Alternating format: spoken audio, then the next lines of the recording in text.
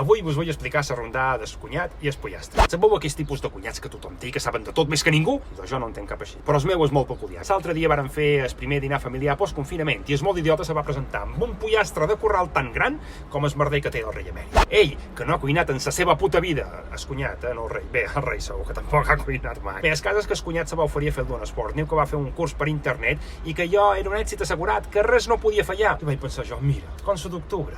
Mos va dir que l'havia estat engreixant durant totes aquelles setmanes a base de fer-lo menjar de tot. Sabeu que no se privava de res. Menjava tot el que tenia a la dreta, a l'esquerra, al mig, a dalt, a baix, de per tot. Vaja, que jo era un festival. I vaig pensar, mira, segurament l'estava eixamplant com fa Esquerra amb el partit. El cas és que l'animaló feia un goig que just de veure'l no sabia si era un pollastre o un estruc. Era enorme. Però les coses se varen començar a torcer quan el començàvem a desplomar. Davall de tanta paloma s'hi amagava un pollastre qualsevol. El meu cunyat va amagar la decepció que tenia prometent que el gust d'aquell pollastre seria el millor que no haguéssim tastat mai. Vaig pensar jo, mira, com l'autonomisme, que pareix que a molts ja els hi va bé. Després d'unes quantes hores en el forn, el meu cunyat el va treure a taula i el va començar a servir. Tenia mora pinta, la veritat, però estava més dur que una pedra. Jo crec que en comptes d'engreixar-lo amb pinso ho va fer en ciment portland. Li vam dir que jo no podia ser, que era immenjable, que sí, que heu de tenir confiança en mi. Vaig pensar jo, com fan els partits independentistes amb molt de nord. Aviat se'm va donar compte, però, que jo no ho taria fàcilment. I així que se'n va anar directe a la caseta de sort i va tornar en la radial, va servir un tros de pollastre a tothom i aquí tothom content. Això sí, que confiéssim en ell, que ens agradaria. Incrèduls, el mos varen mirar i vàrem decidir tenir confiança novament en ell.